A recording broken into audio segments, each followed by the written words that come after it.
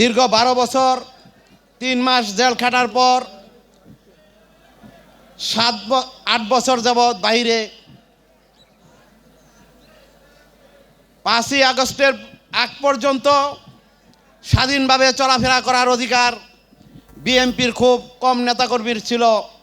যারা আওয়ামী লীগের সাথে আতায়াত করে চলেছেন তারা টঙ্গীতে ভালোভাবে চলতে পেরেছেন।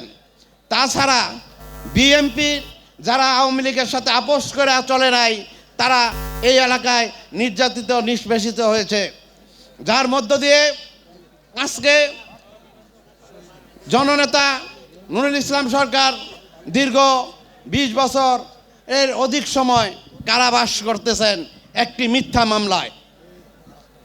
এ দেশে স্বাধীনতা, সার্বভৌমত্ব, অর্থনীতি, আপনার পত্রিকা স্বাধীনভাবে কথা বলার অধিকার এই ফ্যাসিস্ট সরকার, ফ্যাসিস্ট হাসিনা কেড়ে নিয়েছিল।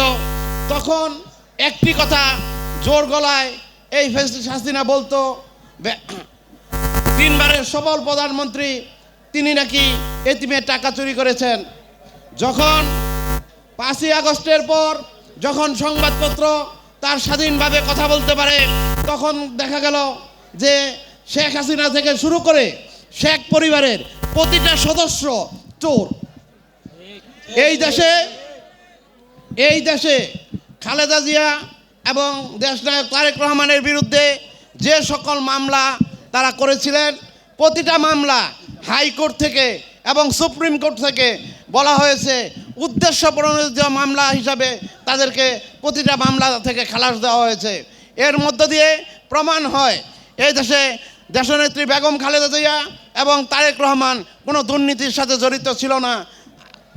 আজকে দেশনেত্রী বেগম খালেদা জিয়া অসুস্থ, লন্ডনে অবস্থান করছেন, তার জন্য দোয়া চেয়ে এবং তারেক রহমানের দীর্ঘায়ু কামনা করে সকলকে ধন্যবাদ জানিয়ে আমি আমার বক্তব্য শেষ করছি।